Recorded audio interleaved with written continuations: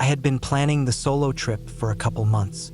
My work had been chewing me up, and I was getting tired of hearing voices, engines, phones ringing, and people needing things from me. I wanted to get away, completely away. So I looked at the map, picked a patch of forest in the Pacific Northwest that was off the beaten path, and packed up the truck. I didn't tell many people where I was going, just said I'd be gone a few days and would check in when I was back in service. I left early that morning. The drive took about 6 hours, and the last 2 were nothing but Forest Service roads. Rough, narrow, rutted in places, but still passable. I had to stop and move a couple branches that had come down. Once I found a flat clearing big enough to pull the truck into and pitch a tent. I stopped. It wasn't an official campground. No signs. No markers. Just woods, tall evergreens, thick brush, and the sound of wind moving through the treetops. It was perfect. I set up camp slowly, making sure everything was where I wanted it. Tent just off the truck's passenger side. Fire pit scraped out with a ring of rocks. Gear hung from trees to keep animals from messing with it. I had enough food for 3 days, enough water, and a little filter set up if I needed to drink from a nearby creek I'd passed about a quarter-mile back. Cell phone was already dead from lack of signal, so I turned it off. This was exactly what I'd wanted, just me and the woods. The first day was peaceful. I wandered around the area a bit, stretched my legs, and sat on a fallen log reading until the sun started to dip. The trees blocked a lot of light, so it got darker earlier than I expected. I cooked up a simple meal on the stove, sat by the fire, then turned in early. The tent was warm enough with my sleeping bag and the extra fleece liner I'd brought. I slept fine that night. The second day was colder. The air had that heavy dampness to it, like the weather was about to change. Still, I didn't mind. I kept close to camp, collected some more firewood, and checked the sky every so often. Around 5 p.m., I noticed the fog starting to come in. First, it was low in the trees, settling in the hollows and dips in the forest floor. Then it thickened. By sundown, I couldn't see 20 feet past my tent. That didn't bother me at first. Fog was normal up here, and I'd been through worse while hiking. It added a sort of quiet to everything, muffled the forest, deadened all the background noise. That night I ate in silence, staring into the fire while the fog curled around the light, hanging low and still. I didn't stay up long. I banked the fire, zipped up the tent, and laid down. I fell asleep with my flashlight and knife beside me, like I always did when camping alone. At some point, I woke up. I didn't know the time exactly, but judging by how dark it was and how long I'd been asleep, I figured it was after midnight. Everything was quiet, but I had the strange sense that something had stirred me. It wasn't a sound that woke me exactly, more like a shift in the air, the feeling. I lay still and listened. Then I heard it, a sound, faint and distant, coming from somewhere beyond the edges of camp. It wasn't a branch snapping or an animal rooting through the brush. It was a human sound, what I first thought was someone talking, but no words, just crying. A man's crying. It was low and broken, the kind of sound someone makes when they're completely lost. It didn't sound fake or exaggerated. It was raw, real. At first, I thought maybe I was just dreaming it. I blinked a few times, held my breath, but it didn't stop. It was coming from somewhere out in the fog. My heart started beating harder. I sat up slowly, unzipped my sleeping bag halfway, and reached for the knife. I held still, listening. The sobbing continued, drifting through the trees, carried by the thick, damp air. It wasn't steady. It would pause, choke off, then start again, sometimes louder, sometimes softer. Who the hell would be out here, crying in the middle of the night? I hadn't seen another soul since I left the last paved road. This wasn't near any trail, no campsites, no ranger stations, nothing. Just trees and dirt roads. I unzipped the tent slowly, just the flap, and stuck my head out. The fog was so thick I couldn't see anything beyond the ring of damp grass around my tent. The fire was long dead, and everything was soaked with dew. I called out just once, more like a startled bark than an actual sentence. The crying didn't answer. It just stopped. Dead silence. That was worse than the crying. I stayed frozen there for a minute, listening hard. Nothing. No footsteps, no brush moving, no wind, just silence, like the whole forest had paused to listen too. After a few minutes, I zipped the tent back up and lay back down. I didn't sleep. I just stared at the roof of the tent, watching faint shadows of branches swaying above me. Then something brushed against the tent wall. It wasn't hard, just enough to shift the fabric. It sounded like someone dragging their hand lightly across it. My body locked up. I didn't move, didn't breathe. I listened again. Nothing. I waited. Minutes passed. My heart was beating so loud I felt it in my neck. I don't know how long I stayed that way. Knife clutched tight in my hand, body stiff, breath shallow. But nothing else happened. The sound didn't return. The crying didn't start up again. Eventually, dawn started bleeding in through the trees, a faint pale light pushing against the fog. When the sun was up enough to see clearly, I unzipped the tent and stepped outside. Everything was soaked. The trees dripped, the ground squished under my boots, and the air smelled like wet earth and pine needles. Then I saw the tracks. Big ones, barefoot, human. They circled my camp in wide, careful loops. I followed them slowly, counting the number of times they went around. At least 6 full circles, maybe more. The fog had blurred some of the older prints. The tracks were deep enough to show weight. Whatever it wasn't a skinny guy out for a joke. These were wide feet, long toes, and the gait was strange, off balance, uneven. There were no boot treads, no tire tracks, just the bare footprints and the wet hush of the woods. I stood there for a long time just staring at them. I didn't pack up right away. I sat by the fire pit and tried to make sense of it all. But there was no explanation that made me feel okay about staying another night. I'd camped alone dozens of times in all kinds of places, but this was different. This didn't feel like a random encounter. It felt like I'd been watched, and not just watched, studied. I packed up slowly, checking every corner of the clearing, every tree, every branch. Nothing was missing, nothing was damaged, but the feeling in my gut wouldn't go away. I hiked out a different way than I came in, bushwhacking until I hit a service road. Took me a couple hours longer, but I didn't want to walk back past whatever had been out there. I kept thinking I'd see more prints or hear that crying again, but I didn't. When I finally reached my truck, I didn't waste time. I drove back down the road fast as I dared, tires bumping through the ruts, heart pounding the whole way. I didn't stop until I hit cell service. Then I called my brother and told him I was heading home early. I didn't give him the full story. I didn't have the words for it yet. It wasn't until days later that I let it really sink in. There are people or things out there in the deep woods. Not monsters, not ghosts, just people you don't ever want to meet. People who live outside everything we understand. Maybe they don't want to hurt you. Maybe they do. Maybe they're just watching. I haven't gone solo since. I still love the woods, still go camping, but I go with someone else now. I want another set of eyes, another heartbeat beside mine, because that night out there in the fog, something came close enough to touch my tent, close enough to listen to me breathe, and it walked barefoot in the cold, wet forest just watching, and I'll never know why.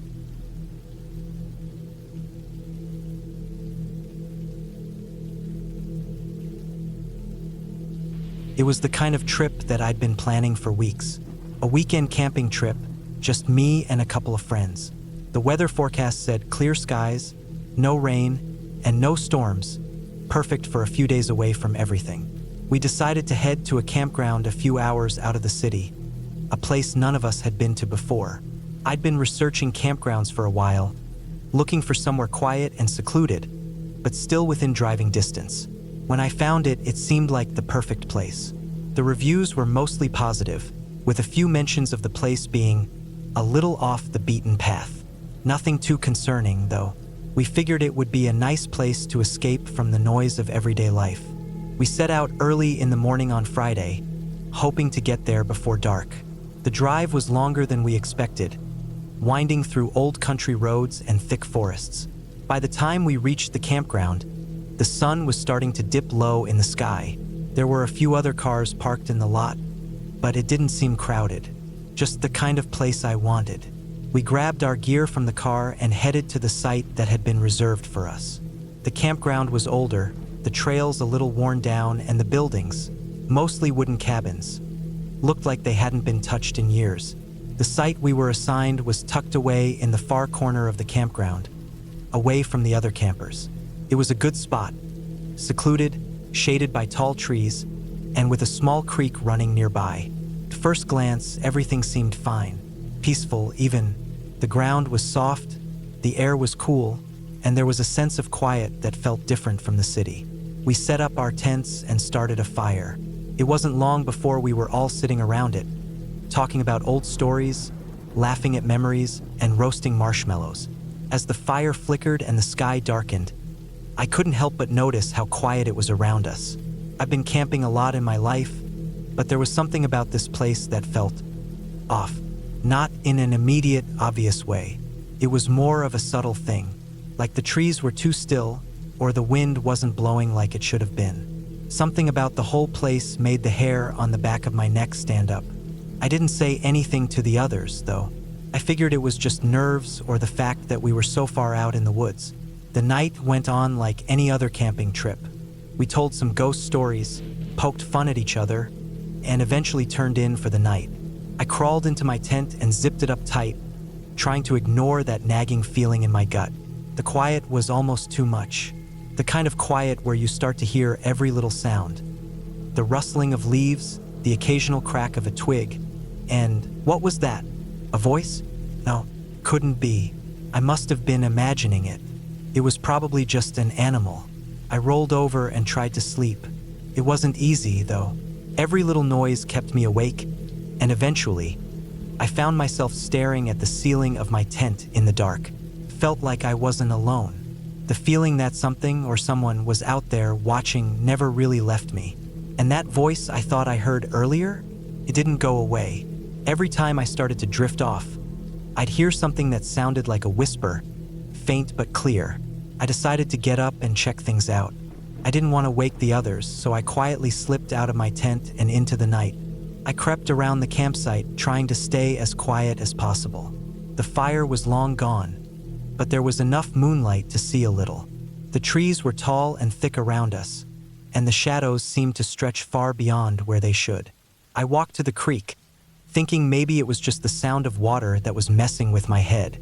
But as I stood there, listening to the babbling stream, I heard it again, a soft, almost melodic sound, like someone humming. It was coming from the woods.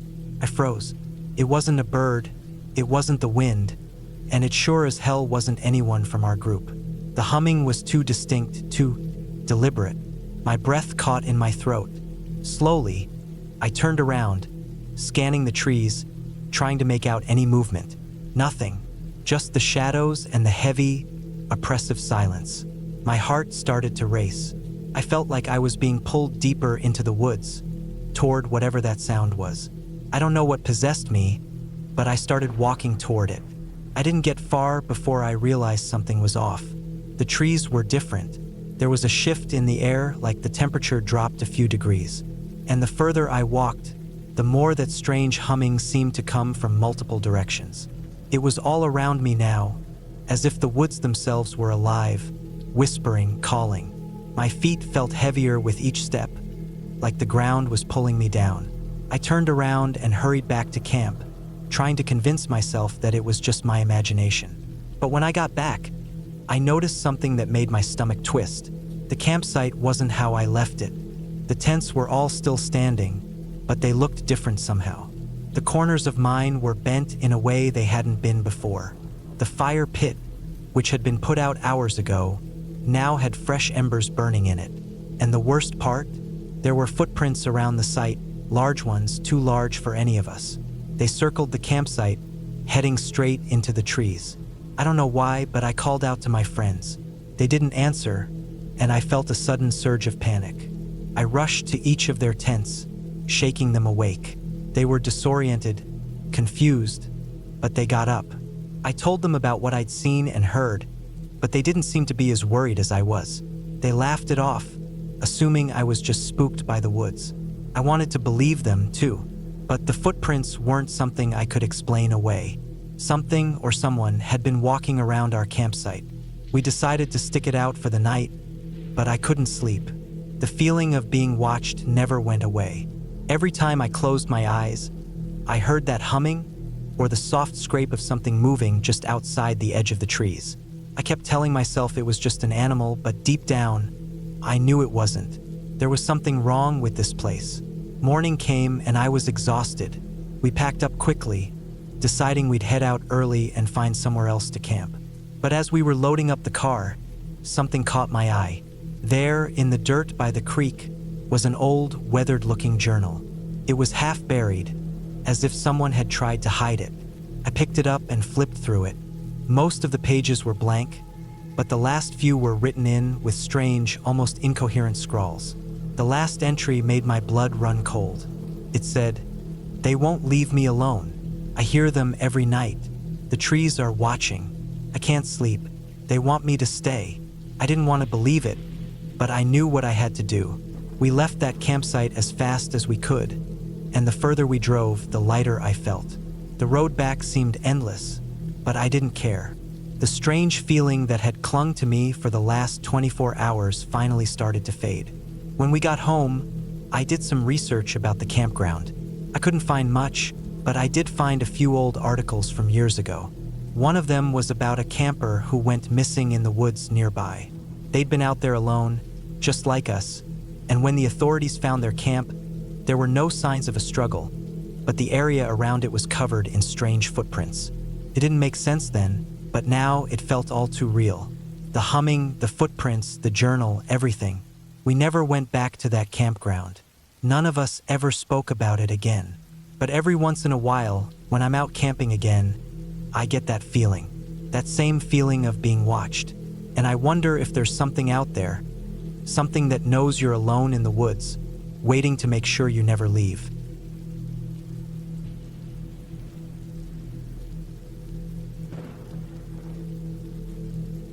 It was late spring when I decided to take a solo camping trip in the New Mexico desert, something I'd always dreamed of doing.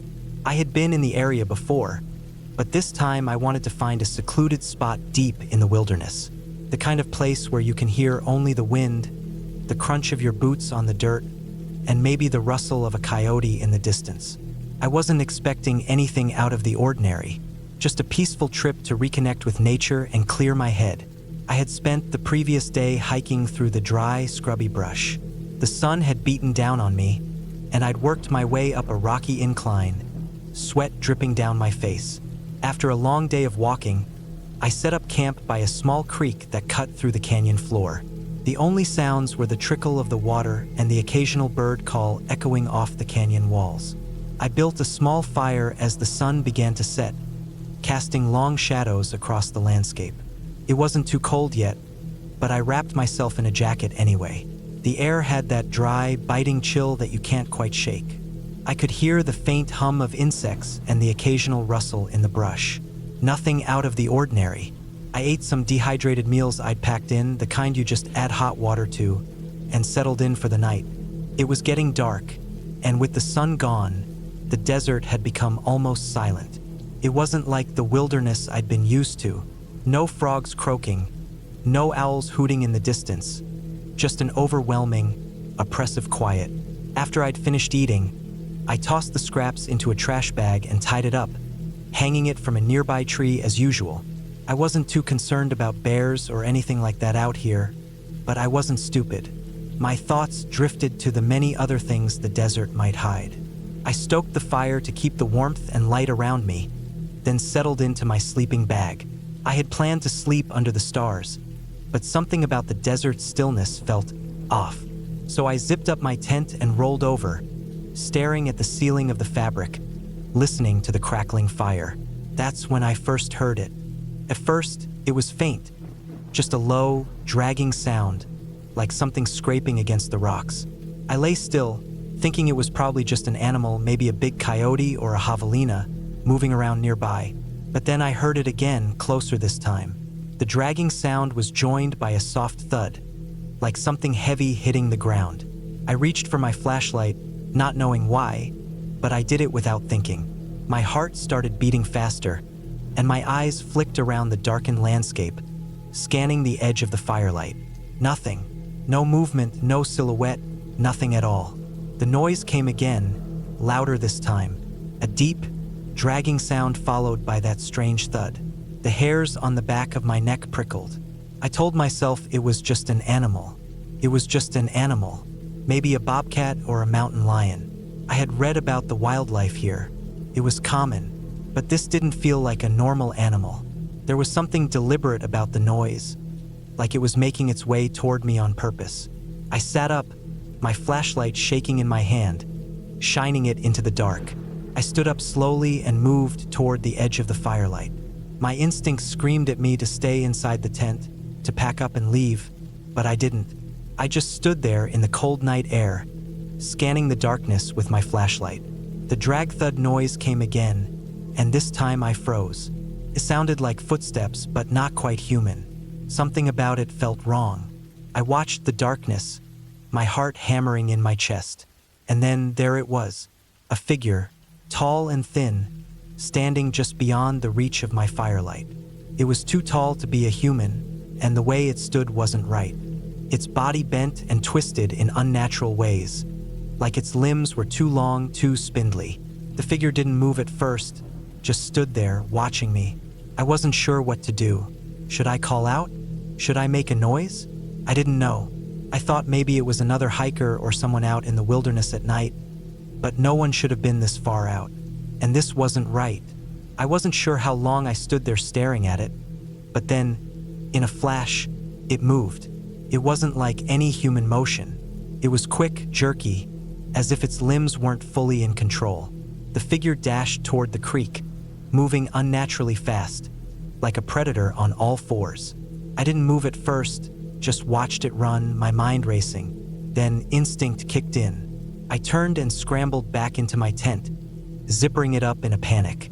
I grabbed my knife from my pack and held it tight, my breathing shallow and quick. The sound of my heartbeat drowned out the rest of the world. I lay there in the dark, my flashlight on the ground beside me, too terrified to even touch it. For what felt like hours, there was nothing. No movement, no sound. Just the heavy, oppressive silence of the desert night. I kept telling myself it was fine, that I was being paranoid. But something inside me told me I wasn't. I knew what I saw, and I knew it wasn't normal. Eventually, exhaustion took over.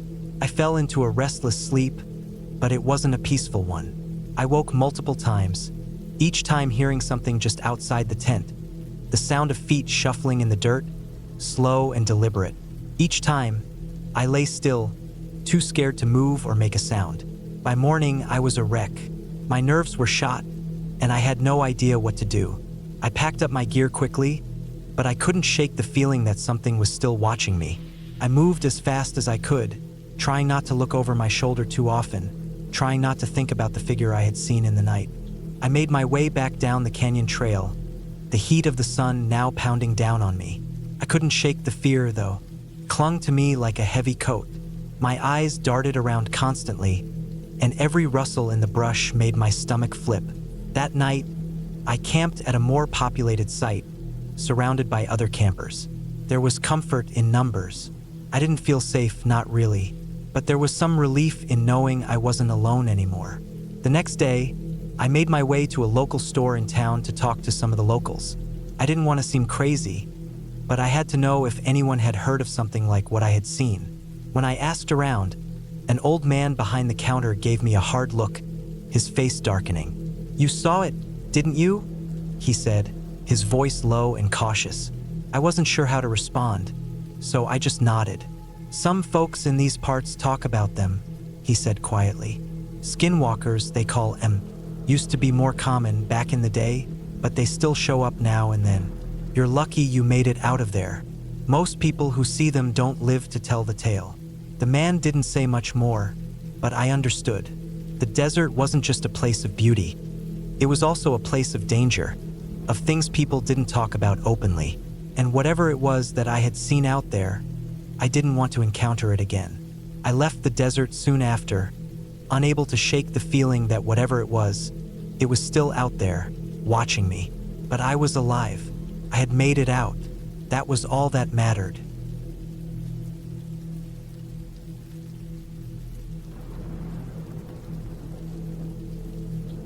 It was the kind of night where the cold air sinks into your bones even when you're sitting by the fire. I remember the campfire crackling away, the smell of burnt wood filling the air, and the faint sound of wind rustling through the trees. I was alone in the woods, camping on a solo trip to get some peace and solitude, far from the noise of everyday life. The thought of being in the middle of nowhere excited me. It felt like the perfect escape. I hadn't planned on any company, but I wasn't prepared for what would eventually find me. I had set up my tent on a small clearing, the ground soft under my sleeping bag. The sky above was clear, a few stars peeking through the canopy of trees. There was no moon, just a sliver of light barely casting a glow on the dark forest around me. The campfire had burned low, but I didn't want to stoke it too much. Figured it would be a waste of wood. The sounds of the forest were soothing. You know, the usual chirping of crickets, the occasional rustle of a squirrel or bird moving in the trees. I sat there, staring into the orange glow of the embers, thinking of nothing and everything at once. But then something changed. First, it was so subtle I barely noticed. I heard a faint crack of a twig, far off in the distance. My attention snapped from the fire to the trees. The forest was still, eerily quiet for a moment. Then the sound started again, this time closer. The rustling of leaves, the soft padding of something heavy moving through the underbrush. I assumed it was a deer. I'd seen plenty of those in these woods before, but I kept listening, and something about the way the sounds were moving didn't sit right. It was too deliberate, too steady. I told myself I was being paranoid. After all, it was just a deer, maybe a fox or a bear. But the feeling of being watched crept over me like a shadow. I grabbed the flashlight next to me and pointed it in the direction of the noise. The beam cut through the trees, but there was nothing, just the blackness beyond the reach of the light. Still, the noise continued. It was closer now, too close for comfort. My heart started to beat faster. I didn't want to overreact. It could just be an animal trying to find food, right? But then, something happened that made my blood run cold. The noise stopped, not slowly but suddenly, as if whatever it was had frozen in place. The silence that followed was so intense it felt like the air had thickened, pressing down on my chest. I held my breath, straining to hear anything, and that's when I heard it. A low growl, deep and rumbling, just beyond the light of the fire. It wasn't the kind of growl a dog would make. This was something darker, a warning, a sound that came from the depths of a creature that didn't want to be seen but was making damn sure I knew it was there. I felt my pulse spike, my stomach dropping like a rock into my guts. I had heard wolves before, back when I used to hike in areas known for wolf packs. But hearing that growl, knowing there was something out there, watching me, was different. I had seen the prints. I had heard the stories of wolves in the area, but never this close, never this real. I slowly reached for the knife I kept sheathed at my belt, though I knew it wouldn't do much if I was really facing a wolf or worse, a pack. The forest felt alive now, as if every tree, every rustle of the wind, was alive with something dangerous. The growl came again, closer this time, and my mind raced. Should I leave the camp? No, that would be stupid. I couldn't just take off into the woods at night. Wolves weren't known for attacking humans, but they weren't exactly friendly either.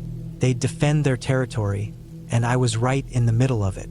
The hair on my neck stood up, and I could feel my breath coming quicker, shallow, like I was suffocating. I wasn't prepared for this. I wasn't prepared for anything like this. And then I saw it, a pair of eyes, reflecting the faint light from my campfire. They were high off the ground, gleaming with an unnatural yellow, watching me without blinking. It was like they could see straight through the darkness, straight into my soul. A shiver ran down my spine as I realized the thing I was dealing with was no small animal. The creature didn't move.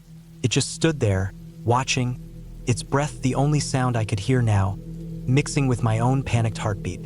I was frozen. Every instinct screamed at me to move, to do something, but I couldn't. I just stared back at those eyes, wondering if the thing would pounce. I couldn't see its body, but the eyes were enough to tell me it was large, probably much larger than any wolf I had ever seen. Then, without warning, it took a step forward. The leaves crunched under its paws, the sound cutting through the silence.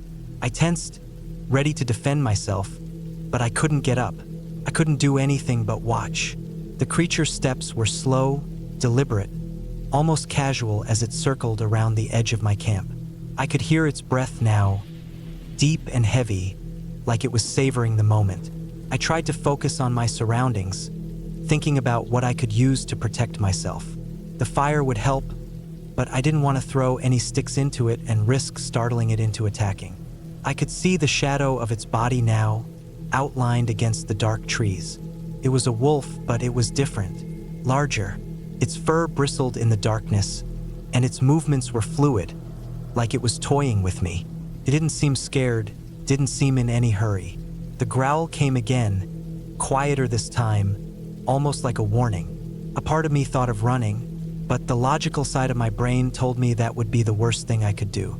I had heard enough to know that running from a predator could trigger its chase instinct. But what else could I do? I was alone in the middle of nowhere. I didn't even know where the nearest road was. Then I had an idea. I grabbed a stick from the pile of firewood beside me, the longest one I could find. Slowly, I stood up, making sure to keep my movements slow, controlled. The wolf was still circling, its eyes never leaving me. I held the stick in front of me like a spear, though I knew it wasn't going to do much against the creature. "Stay back," I muttered under my breath, though I knew it wasn't going to listen. It didn't react, just kept moving in a circle, like it was sizing me up. And that's when I heard it, the sound of another growl. But this one was different. It was louder, closer, more than one. A second set of eyes appeared in the darkness. Then another. I counted 3, maybe 4, all glowing in the dark, slowly encroaching on my camp. The realization hit me hard. I wasn't dealing with a single wolf. I was surrounded by a pack. I stood there, heart pounding, as the pack closed in. They were methodical, deliberate in their approach, like they knew they had all the time in the world. The leader, probably the one I had first seen, was still circling me, but the others were starting to spread out, positioning themselves. I didn't know how to get out of this. The night seemed to press in on me, heavy and oppressive. My brain was screaming at me to run, to fight back, to do something, anything. But my body was locked in place, paralyzed by the sheer size and power of the animals around me. But then, something happened. The wolf closest to me stopped. It tilted its head, as though hearing something in the distance. I stayed as still as possible, hoping it wouldn't decide to make its move. The other wolves paused too, their ears twitching as they all listened. The sound I heard next was unmistakable, the faintest rustle of footsteps from the direction I had come from. Someone or something was approaching the camp. The wolves froze. Their eyes flicked in the direction of the sound, a low growl rumbling from deep in their throats. They were on high alert now, watching the woods as if they had forgotten I was even there. And then I saw him, a man, tall and wide, walking through the trees toward the camp with the steady pace of someone who wasn't worried about the danger around him. He had a rifle slung over his shoulder and a large hunting knife strapped to his leg. The man didn't speak, didn't make any noise as he approached, but the wolves reacted immediately. They stopped circling, their eyes moving from me to the man, and for the first time since I'd seen them, I noticed hesitation in their movements. The leader of the pack let out a sharp, warning bark, but the man didn't flinch. Instead, he raised his rifle, pointing it up toward the sky. He fired once, just a single shot that rang out through the forest. The wolves yelped in surprise, a few of them retreating into the darkness, but the rest remained, their eyes still locked on the man. With a calmness that seemed unnatural, the man lowered his rifle and stepped forward, the wolves backing off just enough to let him pass. I didn't move, didn't make a sound, as he approached me. He looked down at me with a steady, knowing gaze and nodded once. "You're lucky," he said, his voice low. "Wolves don't usually get this close unless they're desperate." He glanced around at the retreating pack, then at me. "You're safe now." With that, he turned and walked away, disappearing into the trees, leaving me alone once more. The fire was still burning, though I hardly noticed it now. My heart was racing, my body trembling from the adrenaline.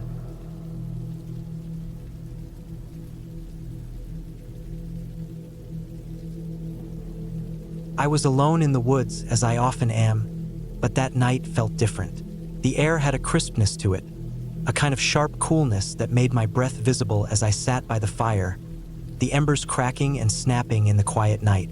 I'd set up camp near a small creek, its waters gurgling softly in the background, just enough to provide some comfort. My tent was a few feet away from the fire, the glow casting long shadows on the surrounding trees. I'd been hiking for most of the day, taking my time through the dense forest, and by the time the sun had set, I was already starting to feel the weight of the day. The woods were always peaceful at night, and I'd hoped tonight would be no different. I settled into my camping chair, pulling my jacket tighter around me. The stars above were barely visible through the canopy of trees, but the moon was full, casting a pale light that filtered through the branches. I had planned to stay up for a while, enjoying the stillness, but the exhaustion from the hike was starting to catch up with me. I took a deep breath and stood up, tossing another log onto the fire. The flames flared, and for a moment, the heat felt like a blessing. I knew I would be ready for bed soon, but I didn't want to give in to sleep just yet. Not in this place. That's when I first heard it. At first, I thought it was just the wind rustling the leaves, or perhaps the soft whistle of an owl in the distance. But then I realized that this sound wasn't like anything I had heard before. It wasn't natural. It was faint, distant, but it was unmistakably human. A voice that didn't belong here. It came from the trees, not far off, but just out of sight. I strained my ears to make sure I wasn't imagining it.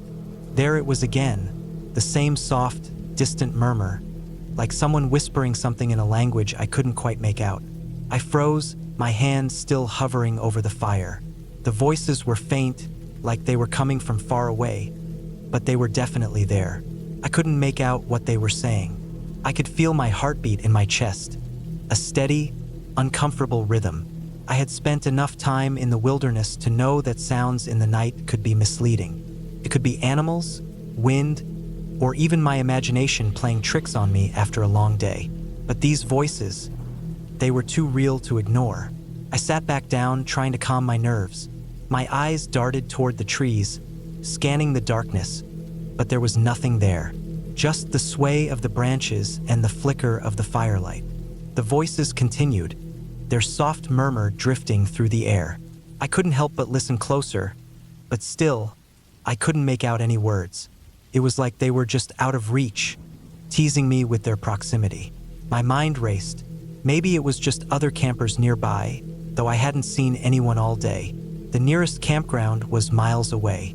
But then, why didn't I hear them earlier when I was setting up camp? Why hadn't I heard them approach? I shook my head, trying to push the thoughts out of my mind. It was probably just animals, maybe coyotes, though it didn't sound like the yelping they usually make. I decided to go to bed and try to sleep it off. After all, I had hiked a long way today, and my body was begging for rest. I crawled into my tent, zipping it up tight. The warmth of my sleeping bag enveloped me, and for a moment, I felt comforted by its familiarity. But the voices, now muffled by the tent walls, continued. They were softer now, like they were farther away, but still there. I pulled the sleeping bag up over my head, trying to block out the sound, but it was impossible to ignore. It was like they were whispering right next to me. Yet when I opened my eyes, there was nothing there. No one. Just the dark, quiet tent and the fire's faint glow outside. I tried to focus on my breathing, counting in and out, trying to lull myself to sleep. But the voices kept coming. I wasn't imagining it. I knew what I was hearing, and it wasn't right. The whispers weren't random sounds. They had a pattern, a rhythm to them that made them seem intentional, deliberate. My heart rate sped up, and I forced myself to calm down. It's nothing, I told myself. It's nothing. But as I lay there in the silence of the night, I realized something that made my blood run cold. The voices were getting closer. At first, I thought maybe the wind had shifted or maybe I was just hearing things. But the more I listened, the more convinced I became. The whispers were unmistakably coming from the trees, from the forest just outside my tent. There was no doubt about it. I could hear the rustling of the leaves as if someone was moving between them, carefully and quietly. And then the voices. The voices were clearer now, though still too faint to understand. But I could feel them, like they were speaking directly to me, speaking to someone just beyond my reach. I grabbed the flashlight from my bag and clicked it on, my hands shaking as I pointed it toward the entrance of the tent. The beam cut through the darkness, illuminating the small patch of forest outside. Nothing. No one. I stood still for a moment, listening. The voices had stopped. I felt a wave of relief, but it was short-lived. The moment the light went out, the whispers returned. Louder this time. They were close. Too close. I could hear them so clearly now, but I still couldn't make out the words. They seemed to be coming from all around me. My eyes flicked nervously from corner to corner, my breath shallow. I felt a surge of panic rising in my chest. I grabbed the zipper of the tent, ready to bolt out into the open air, but then I stopped. I didn't know what was out there. What if the voices weren't just people? What if they were something else? Something more dangerous? I had to think. I couldn't just rush out without knowing what I was walking into. The voices seemed to pause, like they were waiting for something. I could hear the wind again, the soft rustle of leaves, and then something else. A twig snapped. It was so sharp, so clear in the silence that it made me jump. I held my breath, straining to hear more.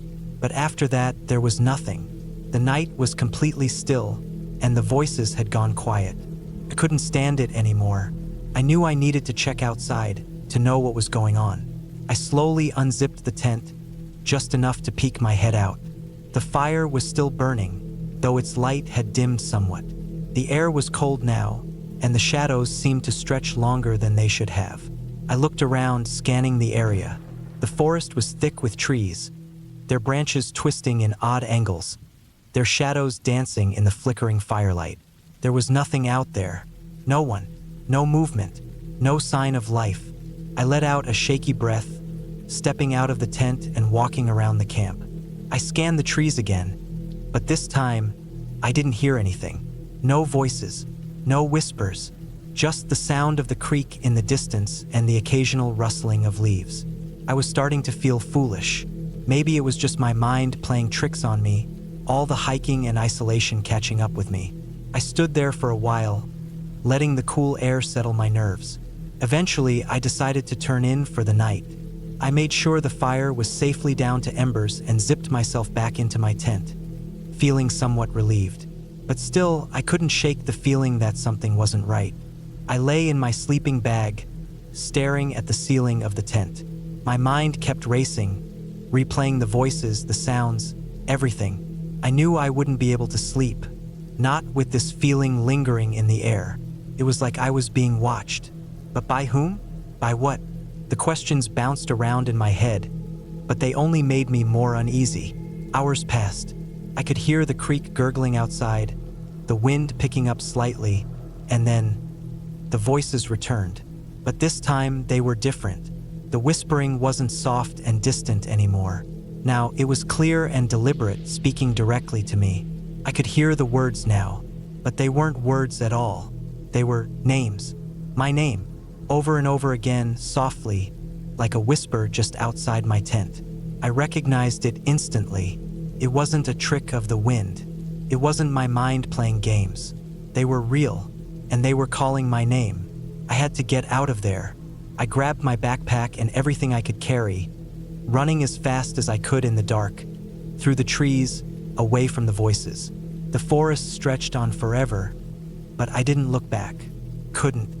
Eventually, I made it back to the trail, the first sign of civilization. I stopped for a moment to catch my breath, my heart racing. The voices had stopped, but I didn't care. I had to leave. I didn't know what had happened that night, what I had heard or what I had experienced, but I knew one thing for certain. I wasn't going back into those woods. I never found out who or what had been calling my name that night, but I can still hear the whispering when I think about it. I can still feel the cold, unnatural silence that followed. And to this day, I avoid that part of the forest, because some things are better left alone.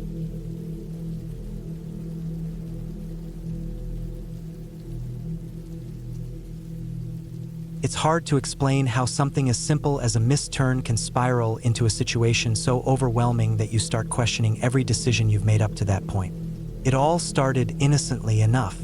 A weekend trip with some friends to a remote spot in the woods. I had camped plenty before, but something about this place felt different right from the start.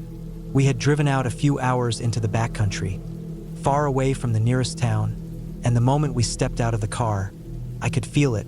That heavy, still air. The woods stretched endlessly in all directions, thick with trees and undergrowth. No sounds of civilization, just the wind whispering through the branches. We set up camp by a stream, the kind of place you imagine when you picture a peaceful night in the wild. We joked about how peaceful it was, how lucky we were to be out here far from the noise of the world. But that peace was fragile, something I only realized later. We spent the evening around the campfire, roasting marshmallows, laughing and telling stories. As the night wore on, I found myself growing more tired than I expected. The air had a kind of coolness that made me feel drowsy, and after a while, everyone started to wind down, heading to their tents. I remember thinking, this is nice. I'm exactly where I should be. I had no idea what was waiting for me once I stepped out of my tent. That night, I woke up around midnight. The fire was out, and everything outside my tent was completely silent. It wasn't the kind of silence I'd expected. It was unnerving. I could hear the sound of my breath in the quiet, and then I heard something else, a faint rustling. I told myself it was probably just an animal, a deer maybe, passing through the woods. I lay there, listening, trying to ignore the little voice in my head that was telling me something wasn't right. Eventually, I drifted off again, but when I woke up, the night had changed. I couldn't say why at first, but something felt off. The moon was barely visible through the thick canopy of trees. My watch told me it was about 3 a.m., way later than I had planned on staying up. I figured I'd step out of the tent to get a drink of water. I made my way to the stream. It wasn't far, just a short walk through the trees. But the moment I stepped outside the glow of the campfire and into the woods, I felt a chill run through me. The trees were dense here, and there was a strange fog in the air. It wasn't the kind of fog you'd see in the early morning, just the strange, unnatural thickness. I shrugged it off, thinking it was probably just the dew settling over the forest, and moved forward. But as I approached the stream, I realized something. I had no idea where I was. I wasn't lost, I told myself. I was just a little disoriented. I had walked this path plenty of times earlier that evening. But the more I looked around, the less familiar everything seemed. The trees felt too close together. The stream was quieter than I remembered it. I stopped and tried to get my bearings, but all I could see were the dark shadows of the trees stretching out in all directions. The stars were barely visible now, hidden behind the fog, and the only sound I could hear was the soft rustling of the leaves above me. I stood there for a moment trying to calm my mind. Just turn around, I told myself. Head back to camp. It's not that far. But when I turned, the path I had walked down wasn't there anymore. There were trees in the way now, branches twisted and blocking my view. I had walked right into the woods, far enough that I couldn't see my tent, and everything now looked the same. My heart started to race. I took a few steps forward, thinking maybe I had just turned around in the wrong direction, but nothing looked familiar. I looked back, but the stream was nowhere to be seen. I took out my phone, hoping to get some sense of where I was. But of course, there was no signal. That's when panic set in. I could feel it in my chest, a tightness that made my breath shallow and quick. I wasn't just disoriented anymore. I was lost. I tried to calm myself, telling myself that I'd just retrace my steps and everything would be fine. But as I looked around, everything seemed to be closing in. The trees, the fog, the darkness. It was all becoming one massive, unrelenting weight. I walked in what I thought was the direction I'd come from, but the further I went, the more I realized I wasn't making any progress. Every time I thought I'd found something familiar, It slipped away again, as if the forest itself was shifting. The ground beneath my feet was soft, damp with the night's dew, and I kept stumbling over roots and uneven patches of earth. My legs felt like lead, and the chill in the air was seeping into my bones. I didn't want to panic. I had hiked before, even in the dark, but this was different. I wasn't just navigating a trail. I was stumbling through a maze of trees, and the familiar world I thought I knew was nowhere to be found. I started shouting. I know it was a stupid idea, but the fear was overwhelming, and for a brief moment, I thought maybe someone would hear me, someone from camp, someone who could help me find my way back. But the only sound was the hollow echo of my own voice in the stillness. No one was out here. It was just me and the woods. I couldn't remember how long I had been walking, but the exhaustion was setting in. My legs were sore, my body aching from the constant motion. I stopped to rest against a tree, breathing heavily. That's when I heard it. A snap, a twig breaking in the distance. My heart stopped for a moment. Was someone else out here? Was I just imagining it? I strained my ears, trying to listen, but all I could hear was the sound of my own breath. I stood up again, this time with a renewed sense of urgency. I couldn't stay here. I had to keep moving. I pushed myself onward, every step feeling like it was pulling me further away from my camp. And then, just when I thought I couldn't go any longer, I saw it, a light, a small, flickering glow in the distance. My heart leapt. I ran towards it, the light growing brighter with every step. It was a campfire. Couldn't believe it. I was close, so close. I broke through the trees, and there it was, my camp. The tents were still there, the fire long gone out, but the embers still glowing faintly in the dark. My friends were asleep in their tents, oblivious to the panic I had been through. I collapsed by the fire pit, my body trembling with exhaustion. I had found my way back. I sat there for a long time, just breathing, taking in the reality of what had just happened. I had gotten lost. It wasn't some thrilling adventure or mysterious event. It was just me, disoriented in the woods, unable to find my way back, and it could have been so much worse. When the sun finally rose, I sat by the fire, trying to shake off the terror that had gripped me the night before. My friends woke up, and I didn't tell them the full extent of what happened. I didn't need to.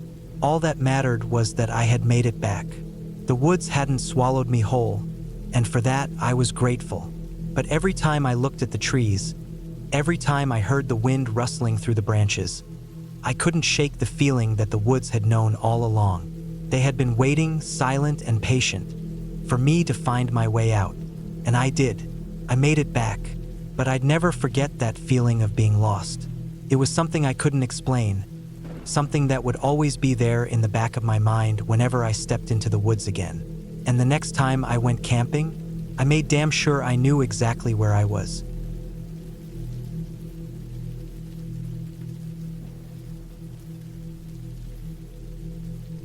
It was a warm evening when I finally set up camp in the Smokies. I had driven down that morning, excited for some time alone to clear my mind, away from everything that had been stressing me out. I parked my old Jeep in a secluded area near a hiking trail, far enough from the crowds that I wouldn't hear the hum of other campers, but close enough to the woods that I could feel like I was deep in nature. The sun had begun to set when I finished pitching the tent. I was alone, and there was a quiet calm in the air. The only sounds were the rustling of the leaves and the occasional bird call, but nothing that felt out of place. I had been hiking the Smokies before, and I knew how peaceful it could be, but I also knew it could turn dark quickly. I pulled out an old portable radio I'd brought along. It had been gathering dust in the corner of my closet for years, but I figured some music might be nice to have. I slipped in the batteries, hoping it still worked. As the last rays of sunlight faded, I turned it on, scanning through the static, trying to find something to break the silence. After a few minutes of static, I finally found a station. The music was faint, but enough to fill the background of my quiet camp. I finished setting up the rest of the tent, laid down on my sleeping bag, and listened to the distant sounds of the radio. The station kept cutting in and out, fading into static one moment, then back to a song. It was soothing in a way, maybe a little annoying, but still I was glad to have it. I rolled over, trying to get comfortable, and closed my eyes. It wasn't long before I began to drift off to sleep, the gentle static mixing with the sounds of the forest. But then something weird happened. The radio turned itself up. At first, I thought it was just part of the static, but it wasn't. The volume slowly increased, until the music was so loud it was cutting through the peaceful night. I rolled over to shut it off, half asleep, but when I reached for the dial, I noticed something. The song wasn't a song anymore. It was just a garbled, broken noise, almost like whispers. It was so faint, I couldn't quite make it out, but it sounded like something was trying to get through, something barely audible, almost unintelligible. I fumbled with the dial, but the static only grew louder. There was no way to make out the words or the sounds. I turned it off, annoyed. It was probably just an old, faulty radio. I tried to push the odd sound out of my head, but I couldn't. I was awake now. I grabbed the radio and ripped the batteries out, tossing them aside. I figured that would do the trick. I threw the radio outside the tent, just far enough so I wouldn't hear it. The night outside was still. No wind, no movement, just the heavy silence of the woods. I lay back down, hoping to get some rest, but instead, I lay there staring at the inside of the tent, the silence pressing in on me. I was just starting to drift off again when it happened. The radio turned on. I shot up, heart pounding, and looked over at the tent door. The faint glow from the radio illuminated the small opening, and I could hear the low static again, like a distant voice trying to make itself heard. But that wasn't the worst part. The worst part was that the radio was outside the tent. There was no way it could have turned itself back on. I bolted up, grabbed the tent flap, and threw it open. The radio was sitting there, facing away from me, turned on full volume, the static creeping louder and louder, the words still unintelligible. But then something new, a lullaby. It started slow, a faint, familiar tune, something like a children's song, but garbled in the static. I froze. My mind raced. That wasn't something I had heard on the radio earlier. That wasn't something I had imagined. It was real. The lullaby echoed in the still air, somehow distant but coming from the radio, louder with each second. I stood there for a moment, not sure what to do. My hands felt like they were trembling. I glanced around. The night was silent. The woods were still. Nothing had changed outside except for that damn lullaby. I grabbed the radio and picked it up. The batteries had to be inside it, I thought. But when I opened the back, the batteries were gone. I had taken them out. They were in my hand. They were still in my hand. The lullaby cut off suddenly, replaced by a high-pitched noise that made my ears ring. I looked around, feeling my breath quicken. The static intensified, louder now, almost deafening, and then the sound, a scream. It wasn't loud at first, but as the static built, the scream grew. I could feel it in my chest, felt real, felt like it was coming from somewhere near. The hair on the back of my neck stood up. I could hear nothing but that scream, mixed with the static, bouncing off the trees, echoing in the night. The scream seemed to last forever, but when it stopped, there was an eerie silence. The radio was still in my hands, the batteries now cold and empty. I stared at it, feeling my pulse race, my chest tight. I had to get out of there. I stepped back into the tent. The only thing I could do was pack up. I didn't know what was going on, but it felt wrong. Every instinct screamed at me to leave. I couldn't stay here. Not now. Not after that. I threw my gear together, heart hammering in my chest, and I packed the radio away last, making sure to leave the batteries out this time. I didn't care if it was just an old piece of junk. I wasn't taking any chances. I zipped up the tent and grabbed my pack. I moved quickly, almost stumbling, desperate to get back to the Jeep. When I reached the trailhead, I felt the weight of the forest behind me, like it was watching. I didn't look back. I didn't dare. I kept walking, the radio in my pack, the eerie lullaby still lingering in my mind. I didn't stop until I reached the parking lot. The Jeep was still there, as I left it, parked under the trees, untouched.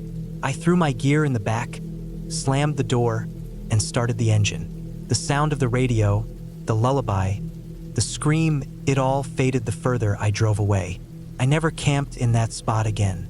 And every time I think about it, I still can't explain what happened. It wasn't the radio or the batteries.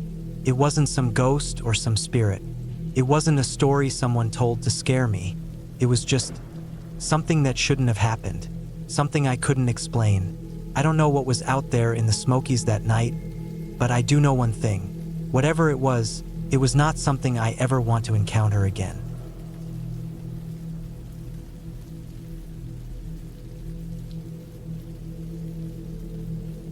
We had planned the hike for weeks. The plan was simple enough. Hike to the lakeside site before dark, set up camp, and relax by the water. We'd chosen a trail that was supposed to be scenic, a quiet spot away from the usual crowds. The sun was still high in the sky when we started, but we were aiming to make it to the lake before the light faded completely, so we moved quickly. The trail was narrow, winding through dense woods. We hiked in silence, enjoying the natural sounds of the forest, the crunch of our boots on the dirt path, the rustling of leaves in the breeze, and the occasional call of a bird. It was peaceful, a stark contrast to the noise of our daily lives. The only sounds were our own voices when we spoke in brief bursts, mostly about what we'd do once we got to the lake, who would set up the tent, and who would gather firewood. The trail was slightly uphill, a gentle incline that made us work harder than we expected, but it was still manageable. We had been hiking for about an hour when the sun started dipping lower, painting the sky in hues of orange and pink. We were about a mile out from the lakeside site when we saw him. At first, I thought it was just someone else out for a walk, someone who had stopped to take a break. The man stood just off the trail, half in the woods, half in the open. He was shirtless, despite the chill in the air. His body was thin, almost gaunt, and his skin looked unnaturally pale. The kind of pale you only see when someone's been ill for too long or hasn't seen the sun in months. What struck me first, though, was his face, or rather, what was missing from it. His lips were gone. Instead of the usual curve of lips, there was just smooth skin stretched across his face where his mouth should have been. It wasn't like a scar or something that could be explained away. It was just smooth, a perfect, almost sickeningly clean line where his lips should have been. He didn't say anything as we walked past him. We just kept our heads down and kept moving. But as I passed him, I felt his gaze on me. Not a casual glance, no, this was different. It was the kind of stare that made the hairs on the back of your neck stand up. I didn't dare look back at him, not at first, but something made me. When I glanced back, he was gone, vanished, like he had never been there. No rustling of leaves, no movement in the bushes, just gone. I thought maybe I had imagined it. I didn't want to say anything, but my heart started beating faster, and I felt the air grow heavier around me. The forest, which had been so peaceful just moments ago, now felt different, almost oppressive. We kept walking, but I couldn't shake the feeling that something wasn't right. I tried to push it out of my mind, to tell myself I was being paranoid, but the unease lingered, sticking to my thoughts like a bad memory. The trail ahead seemed darker now, as the sun had dipped below the horizon and the fading light made it harder to see. I was trying to focus on the path, to distract myself from the feeling gnawing at the back of my mind, when I heard something, just a soft rustle in the trees. I froze. My heart skipped a beat. I looked at my friend, who had been walking a few feet ahead of me. He hadn't heard it. "Did you hear that?" I asked, my voice low, almost a whisper. He turned to me, squinting against the darkening woods. "What?" "No, I didn't hear anything." I wasn't sure what I had heard. Maybe just the wind.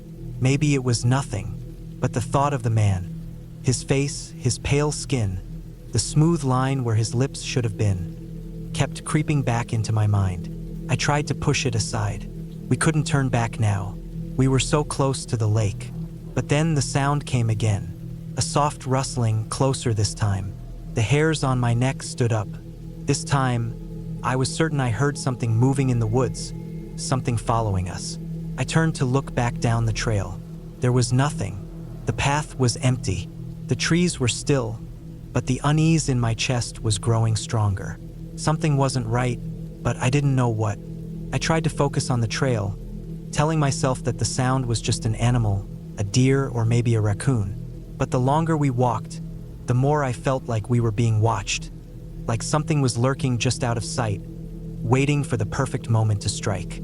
When we reached the lake, the camp was empty. No one else had arrived yet, which should have been a relief, but it wasn't. The place felt abandoned in a way that didn't sit well with me. The shoreline was eerily quiet. The water lapped softly against the rocks, but there was no wind, no rustling of the trees, just silence, and that strange feeling that something wasn't right. We set up camp quickly. We didn't talk much. The whole atmosphere felt off, like we were intruding on something, but I couldn't figure out what. I tried to shake it off, convincing myself that it was just nerves, but I couldn't stop thinking about the man we had passed. What had he been doing out there in the woods with no shirt on in the cold? And why had he disappeared so suddenly?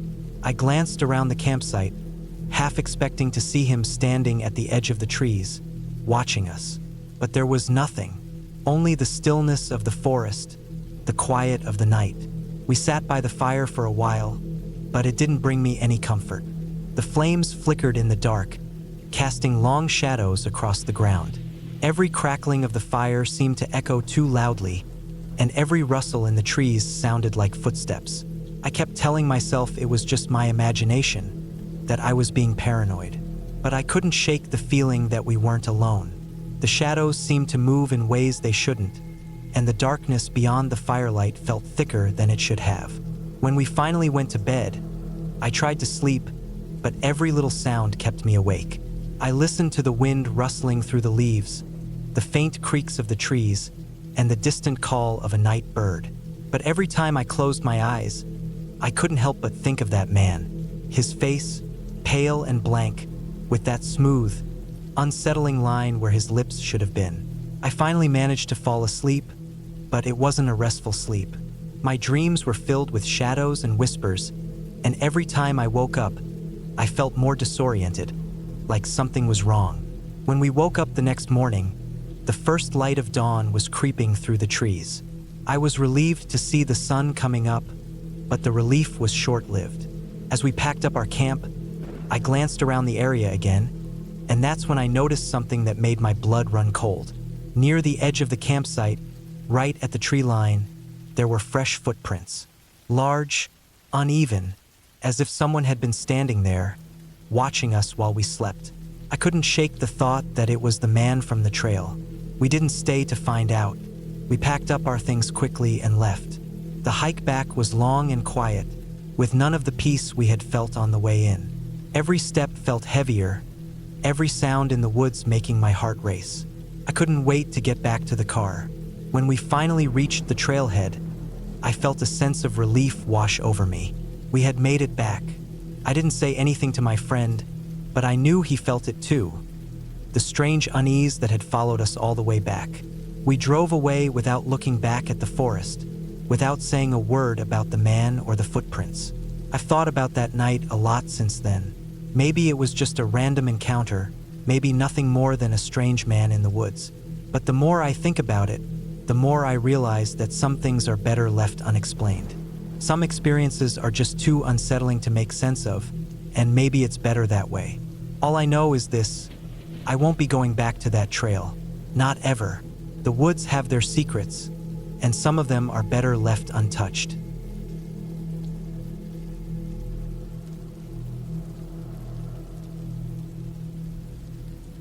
We were camped below a ridgeline in Utah, a spot we'd chosen because it felt secluded, tucked away from the usual hiking routes.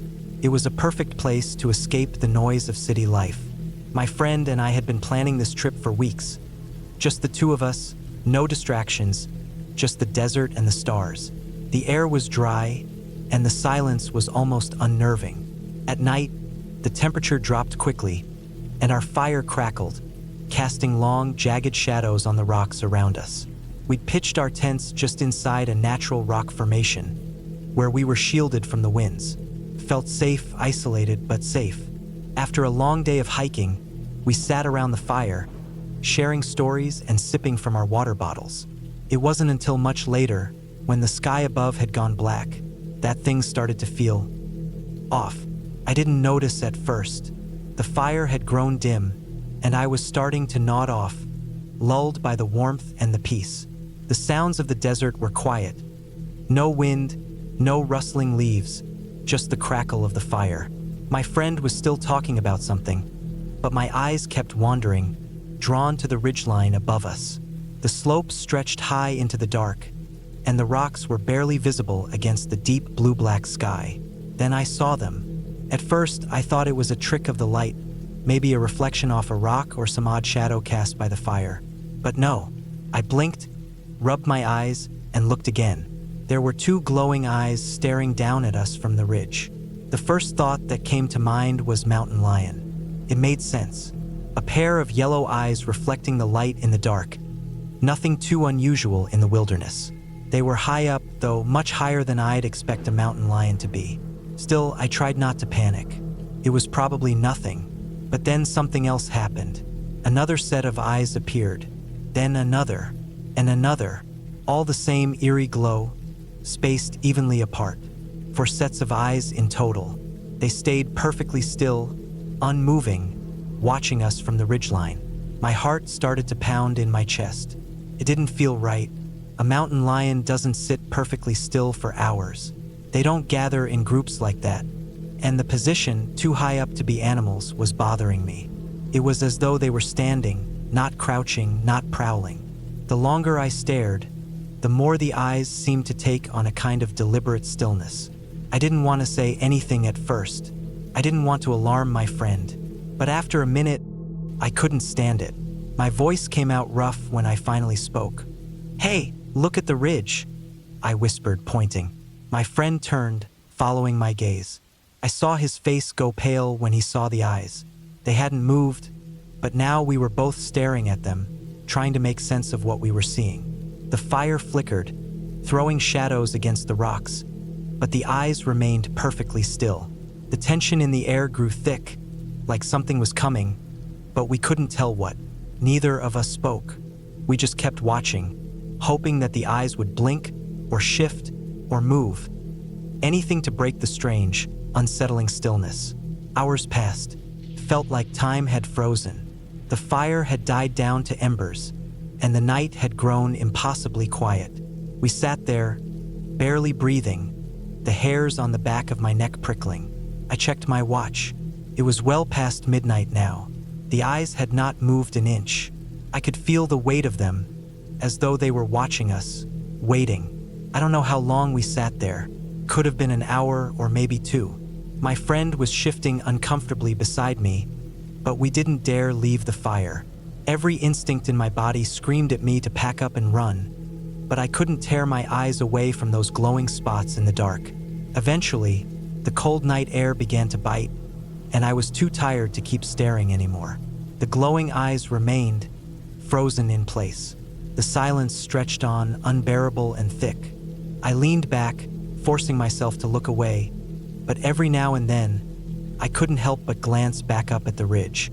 The eyes were still there, unmoving. By the time the first light of dawn crept across the desert, the eyes were gone. The ridge was empty, nothing but jagged rocks and the fading remnants of the night sky. I waited, still unable to shake the feeling that something had just been watching us. But as the sun started to rise higher, the ridge became just another ordinary part of the landscape, nothing more than stone and dirt. I stood up slowly, not saying anything to my friend. I felt uneasy, like something wasn't quite right, but I couldn't put it into words. We packed up camp in silence, moving mechanically, the morning sun now casting long shadows behind us. The sky was clear, the world bright and normal, but the strange feeling didn't go away. We checked the ridge again before we left, but there was no sign of anything. No prints, no broken branches, nothing that would explain the eyes. It was like they had never been there at all. I don't know what we saw that night, but I do know this: I've never been able to look at a ridgeline the same way again. Every time I see one, I can't help but think back to that night in Utah. The feeling of being watched, the stillness, the eyes. They never moved, they never blinked. And when morning came, they were gone, leaving no trace.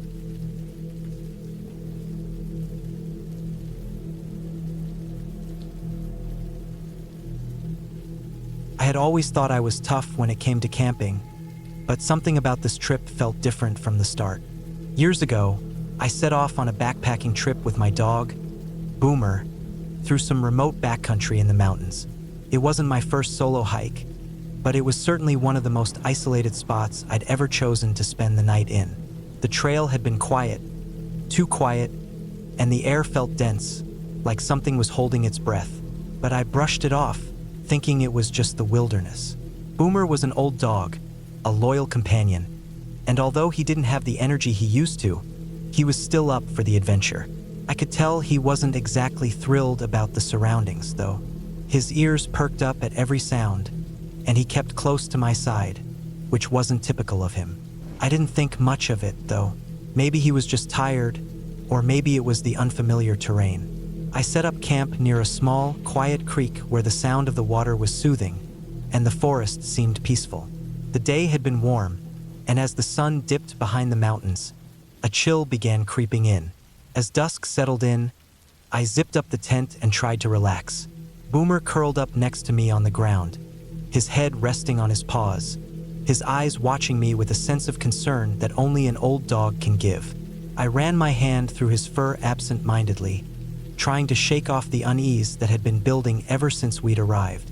It was around midnight when I first heard it, the scratching sound. At first, I thought it was just a branch brushing against the tent, but then it became more distinct, nails or claws scraping on nylon. Slow at first, methodical, almost like whatever it was testing the fabric.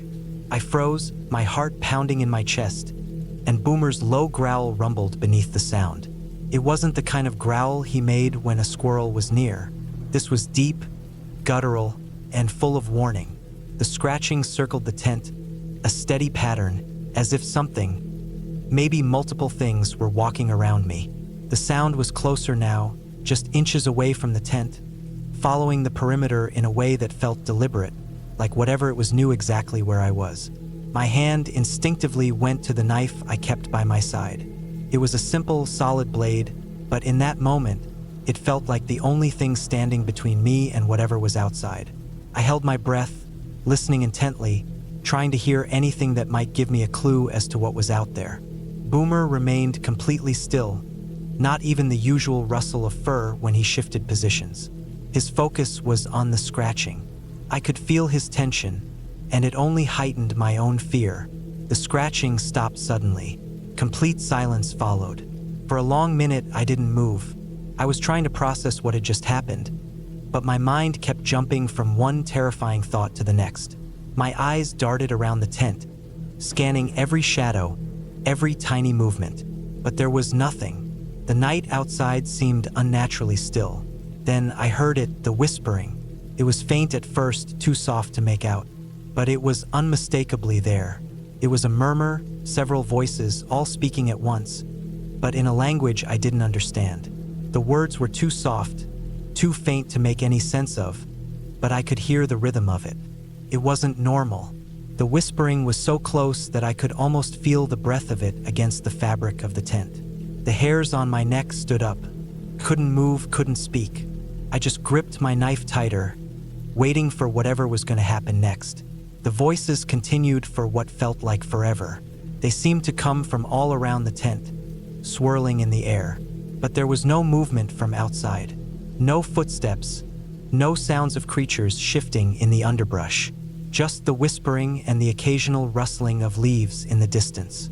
It felt like something, or someone was just waiting for me to do something. And then, as suddenly as it had begun, the whispering stopped. The silence that followed was oppressive, like the night had swallowed everything up. The air felt heavier now, almost suffocating, as if the entire world outside the tent had gone still.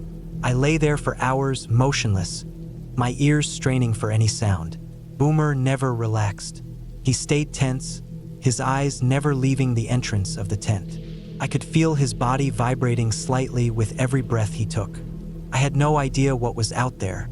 I had no idea what had been circling my tent, scratching at the nylon, or whispering. All I knew was that I needed to make it until morning. Eventually, the faintest light began to seep through the fabric of the tent, signaling the arrival of dawn. As soon as I was sure it was light enough to see outside, I unzipped the tent cautiously, keeping my knife in hand. Boomer was up in an instant, standing alert, his ears perked, scanning the surroundings. The ground around the tent looked normal at first glance. But as I stepped out, I immediately noticed something. There were small claw marks all around the perimeter of the tent. Tiny, shallow scratches, no longer than an inch or so, but enough to leave an impression on the fabric. They were scattered in a circle, just like the sound I had heard the night before. The marks were too small to be from any large animal I knew of. It wasn't a bear or a large cat. Those claws would have left deeper gouges. These were the marks of something smaller, perhaps a creature I couldn't identify. I took a few cautious steps away from the tent and scanned the area. There were no human footprints, no signs of anyone else having been nearby during the night. It was as if whoever, or whatever, had been outside had come from the woods and left no trace behind. The area around the creek was untouched. No disturbed earth. No trails leading away from the campsite. Just the claw marks. I walked around the campsite slowly, taking in every detail. There were no fresh tracks, no indication of an animal's presence beyond those strange marks. My heart was still pounding in my chest, but I was starting to feel a strange mix of relief and confusion. What the hell had I heard? What had been out there with us? Boomer was now sniffing at the ground near the edge of the campsite. He kept sniffing around the trees, moving in tight circles, clearly disturbed. Couldn't blame him. I felt disturbed too. I packed up my gear as quickly as I could, keeping one eye on the trees and the other on Boomer. He seemed eager to leave too, almost as if he knew something I didn't. As I zipped up my pack and prepared to head back to the trail, I glanced around one last time. There was something unsettling about the forest now. It felt wrong, like I was being watched, like something was lurking just out of sight. But when I made it back to the trail, the world seemed normal again. The scratching, the whispering, the claw marks, everything felt like a bad dream, fading into the distance as I hiked away. I kept looking over my shoulder, though, expecting to see something in the trees, but there was nothing. The forest had returned to its usual calm, but I couldn't shake the feeling that something had been there, something that knew I was vulnerable, something that had been circling me in the night. I didn't speak to anyone about what had happened. No one would have believed me, and to be honest, I didn't want to relive it by describing it. I just kept moving forward, trying to put the whole experience behind me. But every time I'm out in the woods now, I remember the sound of the scratching, the whispering voices, and the tiny claw marks that circled my tent. And I can't help but feel like something is still out there, watching from the shadows. Something I'll never understand.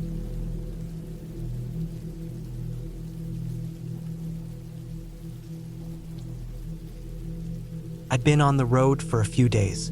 No real destination, just driving west through Texas, following back roads and stopping wherever it felt right. I wasn't in a rush.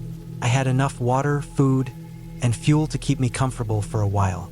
I slept in my car most nights, pulling over to quiet places where I could stay out of sight. That night, I was about 100 miles from any city, probably more. I'd taken a narrow gravel road off the highway earlier in the evening, just to see where it went. It led me through empty ranch land. Nothing but fields, some scrub brush, and fences that looked like they hadn't been touched in years. No homes, no barns, no cattle. Just miles of open land and a sky that turned deep orange before finally settling into that dark blue that only Texas nights seemed to pull off. I drove maybe 5 or 6 miles down that gravel road before I pulled off to the side. There was a little pullout, probably an old driveway, though the gate was long gone and the fence next to it sagged like it hadn't held anything back in years. It was flat and wide enough that I wouldn't be in anyone's way. Not that I'd seen another vehicle since early afternoon. I turned off the engine, cracked my windows an inch or two to let the night air in, and leaned the seat back. I had curtains rigged up with bungee cords and fabric, just enough for some privacy. I didn't light anything inside, didn't make noise, just lay there in the dark, listening to the bugs and the wind move through the grass outside. It was peaceful, empty, but peaceful. No cell signal, no distant engine sounds, just nature, I must have fallen asleep around 10 or so. The last thing I remember was the sound of crickets and the occasional gust of wind brushing against the car. Sometime around 2 a.m., I woke up. No real reason. My body just decided it was time. It was dead silent outside. The kind of silence that feels thick, like it's pushing in from all sides. I lay there for a few minutes trying to fall back asleep, but something felt off. Then I heard it. Footsteps. Not an animal. Not a coyote or a raccoon. I know the difference. These were slow, steady, heavy steps, crunching softly on the gravel, moving toward the car from the direction of the road. One step, then another, then another. A slight pause between each one, like whoever it was took their time with every footfall. I didn't move. I didn't breathe loud. Just kept still, hoping I was wrong. Hoping it was some trick of sound or maybe the car shifting from cooling down. But the steps kept coming. Closer. I reached slowly for the small knife I kept wedged between the seat and the center console. I didn't move fast. Just slow and quiet, like I was trying to fade into the seat.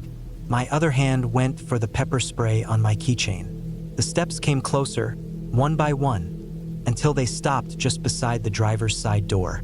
I was lying on the reclined driver's seat, so I was right there, inches away from whoever or whatever was standing outside. Couldn't see a thing. The curtains blocked most of the view, and I wasn't about to open them. I just held my breath and listened. I didn't even blink. Then came 2 soft taps on the window. Not hard, not banging, just 2 fingers, maybe a knuckle, lightly tapping the glass beside my head. Tap, tap. I didn't move. I didn't speak. I didn't even try to look. I just stayed there, knife in hand, eyes wide open, heart pounding so loud I was afraid it would give me away. Nothing else happened. No more steps. No more sounds. I don't know how long I lay there. Could have been 10 minutes. Could have been 2 hours. I just stayed frozen, eyes locked on the ceiling of my car, barely daring to breathe. Eventually, the black outside started to shift to gray. The sun was coming up. Birds started chirping, and that thick silence finally broke. Only then did I move. Slowly, I sat up. My muscles ached from staying frozen for so long. I peeled back the curtain on the driver's side just an inch. Nothing. Just empty fields and gravel road. No sign of anyone. I opened the door a crack and stepped out, keeping low and turning in all directions, expecting someone to be hiding nearby. Still nothing. Then I looked down at the ground next to the car. Barefoot prints, clear as day. The dirt around there was dry and fine, mixed with gravel. Not the best for holding tracks, but these were visible enough. Someone had stood just beside my door, close enough to lean in and tap the glass. The prints led away from the car, down the gravel road in the direction I had come in from. What made my stomach twist was that there were no prints coming toward the car, only away. I walked around the whole car, checked the road in both directions. No tire tracks except mine. No boot prints. Just that one set of bare feet leading away. I followed them for maybe 50 feet before they started fading into the gravel, the sun already drying out the dust. They just disappeared. I didn't stay to investigate. I threw my gear into the back, slammed the doors, and got the hell out of there. I didn't stop driving until I hit pavement again, and even then I kept going until I found a gas station with people, lights, noise, anything that felt normal. I never got an explanation. I never told anyone in person. They'd think I was making it up or that I'd imagined it. But I didn't imagine those footsteps. I didn't imagine those taps. And I sure as hell didn't imagine those prints walking away into the empty Texas scrub with no trace of how they got there in the first place. I don't car camp off random gravel roads anymore. Not alone. Not out in places where no one would hear you if something went wrong.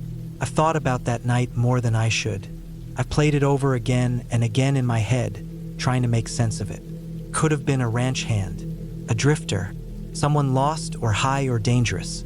But whoever it was, they didn't knock on the window like they needed help. They didn't call out. They didn't try to get in. They just stood there, quiet, calm, like they were watching me. That's what stuck with me the most. They knew I was in the car. They stood there knowing I was inside. And then they left, barefoot, without a trace of how they'd arrived.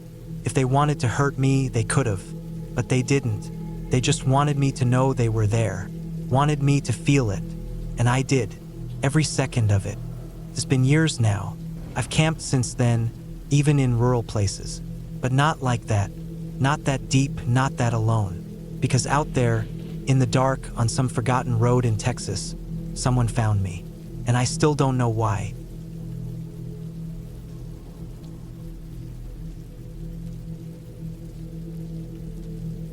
I had been planning the trip for a while. There was a place I'd read about in a forum, somewhere tucked into the forests of Vermont, not far from a long-abandoned campground. Supposedly, it hadn't been used since the 70s. The state stopped maintaining the road to it after some flooding took out the bridge nearby. Locals didn't go near it. The stories were always vague, things about sketchy folks using the area now, drugs, people going missing, the usual small-town rumor mill stuff.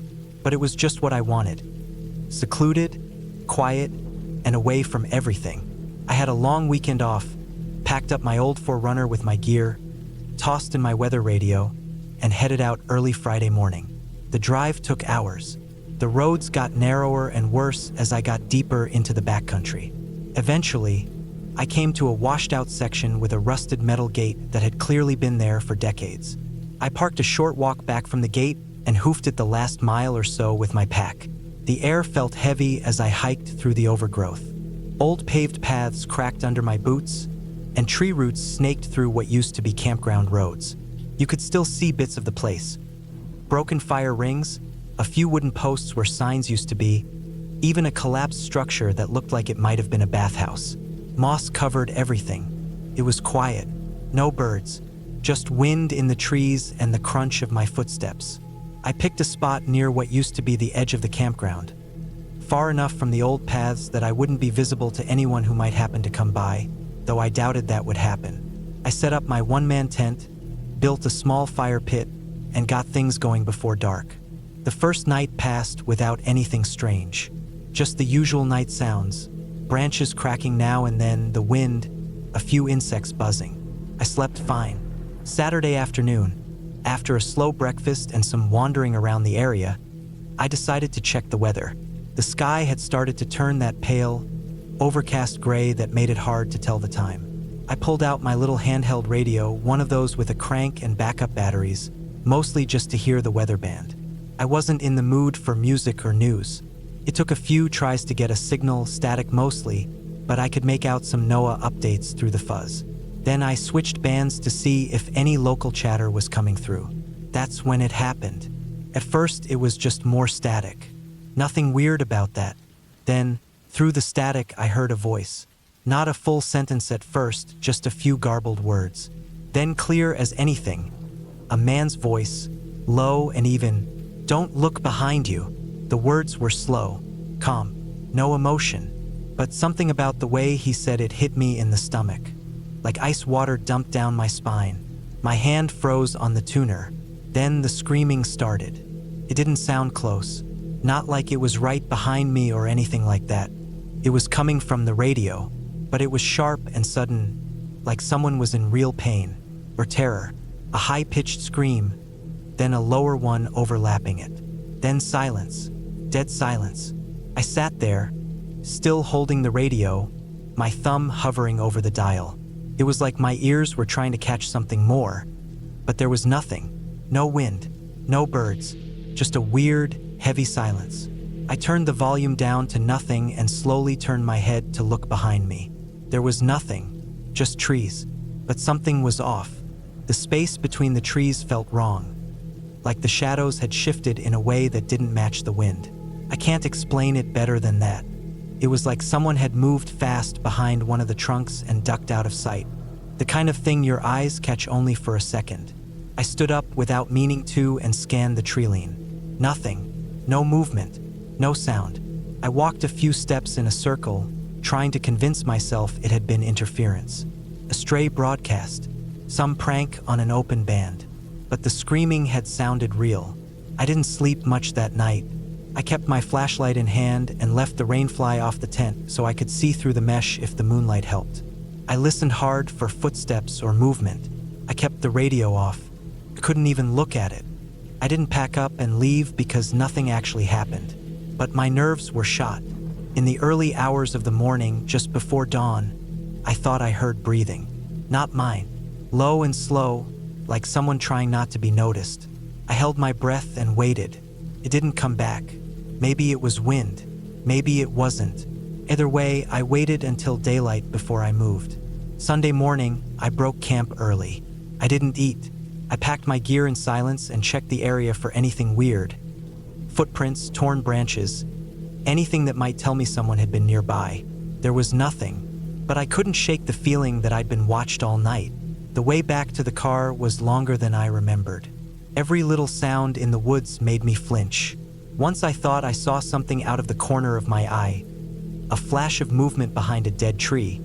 But when I turned to look, it was just branches swaying in the breeze. Or maybe it wasn't. I didn't stop to check. When I finally got back to the 4Runner, I threw my pack in the back seat and locked the doors before I even sat down. I pulled out onto the gravel road without looking back. I didn't turn on the radio. That might have been the end of it, but later that night, I did some digging online. Tried to find any info about old broadcasts in the area, maybe prank radio stuff. I found nothing. But in a buried thread on a local message board, someone mentioned hearing strange things on a radio while camping near an old flooded campground back in 2016. They never went back. Said the radio went dead after the voice. Just like mine. I still don't know what I heard. I still don't know what shifted in those trees. But I haven't used that radio since. It's been sitting in a drawer in my garage, batteries removed. And I don't go back to places like that anymore. Because whatever was out there, whoever said those words, they knew exactly where I was, and they were close enough to know I'd look.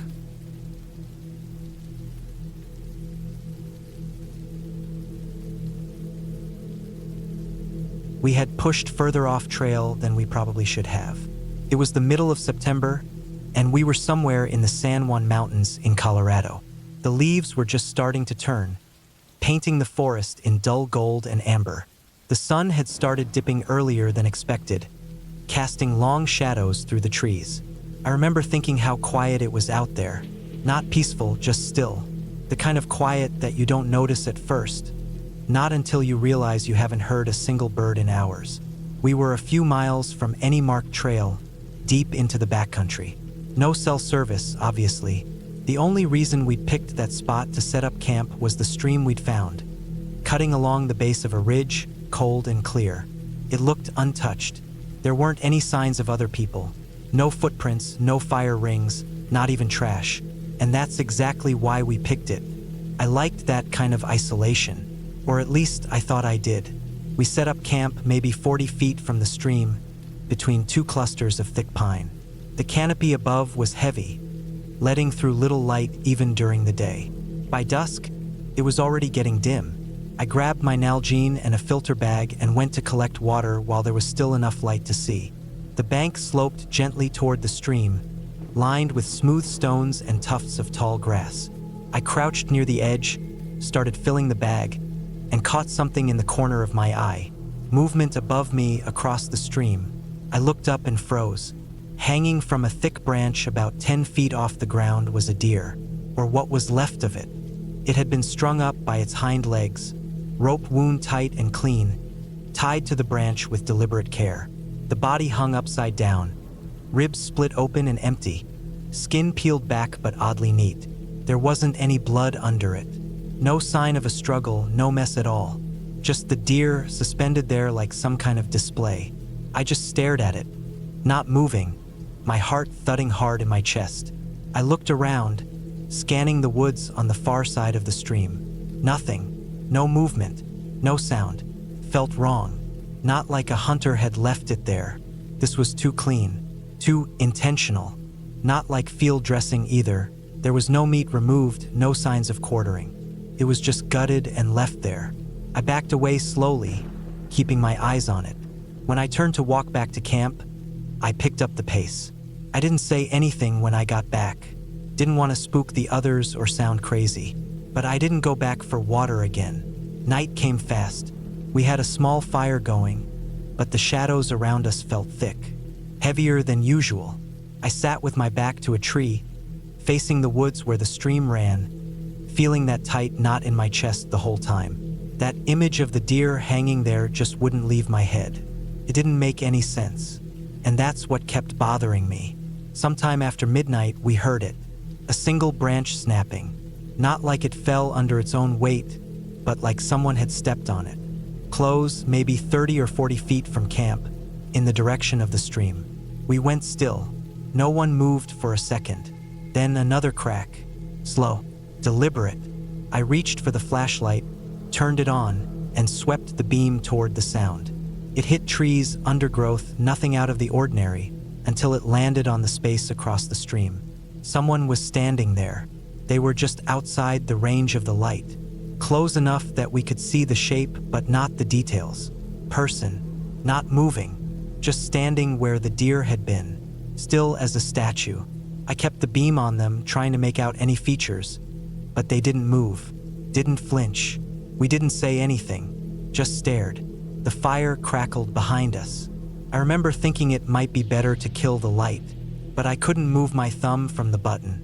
Eventually, the silhouette shifted. It didn't walk away. It just kind of slipped out of sight. I don't know how else to describe it. Like it turned and blended into the trees. 1 second it was there, and the next it was gone. We didn't sleep. Every noise after that made my muscles tense. A breeze through the branches, the snap of bark expanding in the cold. All of it felt like it could be something. My breathing stayed shallow, slow, ears straining through the silence. I didn't blink much.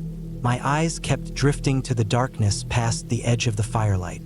By the time dawn started creeping in, I was cold to the bone, even with the fire. I hadn't moved from my spot against the tree. We packed quickly. Nobody said much. No one had to. I avoided looking back toward the stream while we took down camp. We moved fast but not rushed. Quiet. There was a weight to everything, like we didn't want to wake something up. As we got ready to leave, I looked over once, just for a second. There was nothing there. No deer, no rope, no one watching, just empty forest. But I know what I saw. The hike back to the trail took longer than it should have. We moved in silence, keeping close. Every once in a while, someone would glance over their shoulder, just for a second, and then face forward again without saying anything. That part of the forest felt different in the daylight, but not in a good way. The light didn't touch certain corners. Some places felt like they weren't meant to be seen. Once we were back on the main trail, we picked up the pace. It wasn't until we were within sight of the parking lot that I felt like I could finally breathe right again. We never reported it. Didn't know who to tell or what to say. We saw a deer hanging in the trees, and then some guy watched us all night. It wouldn't have gone anywhere. There was no evidence left behind. No photos, no signs, just the way the air felt in our lungs. Just the look in each other's eyes afterward. I don't camp off-trail anymore. Not out in places like that.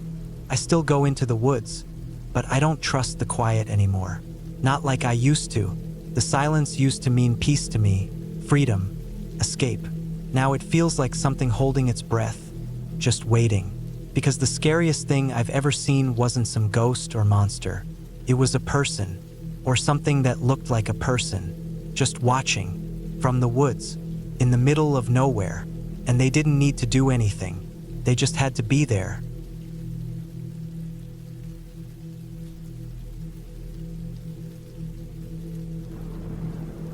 I had always been drawn to the solitude of the wilderness.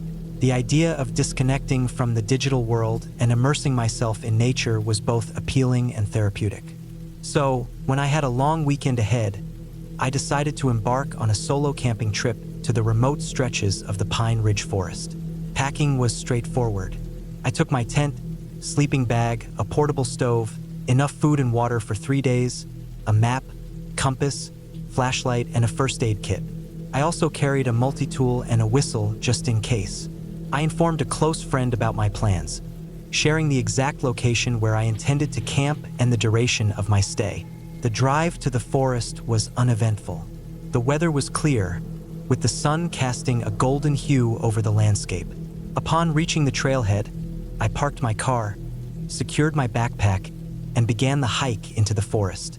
The trail was narrow, flanked by towering pines and dense underbrush. Birds chirped overhead, and the occasional rustle in the bushes hinted at the presence of small animals. After hiking for about 4 hours, I found a suitable clearing near a gentle stream. The area was flat, with soft grass and a canopy of trees providing shade. I set up my tent, gathered some firewood, and prepared a simple meal. As night approached, the forest transformed. The sounds of daytime faded, replaced by the nocturnal symphony of crickets and distant owl hoots. I lit a small campfire, its flickering flames casting dancing shadows around me. The warmth was comforting, and I felt a sense of accomplishment. After a while, I doused the fire, ensured all food was secured, and retreated into my tent. The sleeping bag was cozy, and fatigue from the day's hike soon took over. Sometime in the middle of the night, I was awakened by a faint sound. It was subtle, like the snapping of a twig. I held my breath, listening intently. The sound came again, slightly closer this time. I reached for my flashlight and turned it on, the beam cutting through the darkness. Peering through the mesh of my tent, I scanned the surroundings but saw nothing unusual. Assuming it was a small animal, perhaps a raccoon or a deer, I tried to go back to sleep. But the unease lingered. The forest, which had felt so welcoming during the day, now seemed imposing. Every rustle and creak was amplified in the silence. The next morning, I stepped out to find the perimeter of my campsite disturbed. Some of the firewood had been scattered, and there were faint footprints leading away into the forest. They were human but barefoot. This discovery sent a chill down my spine. I hadn't seen anyone during my hike, and this area was known for its low foot traffic. I decided to stay alert but not let paranoia ruin my trip. I spent the day exploring nearby trails, always marking my path to ensure I wouldn't get lost. The beauty of the forest was undeniable, with sunbeams piercing through the canopy and the gentle babble of the stream providing a soothing backdrop. Returning to my campsite in the evening, I noticed something odd. A small pile of stones had been arranged near my tent, forming a crude circle. I hadn't placed them there. The implications were unsettling. Was someone trying to communicate, or was it a warning? That night, sleep was elusive. I kept the flashlight within arm's reach, and every sound kept me on edge. Around midnight, I heard movement again, this time accompanied by a low humming sound. It was rhythmic, almost like a chant. I remained still, heart pounding, until the sounds gradually faded. At dawn, I made the decision to cut my trip short. Packing up quickly, I ensured I left no trace behind. The hike back felt longer, every snap of a twig making me quicken my pace. Reaching my car, I felt a wave of relief wash over me.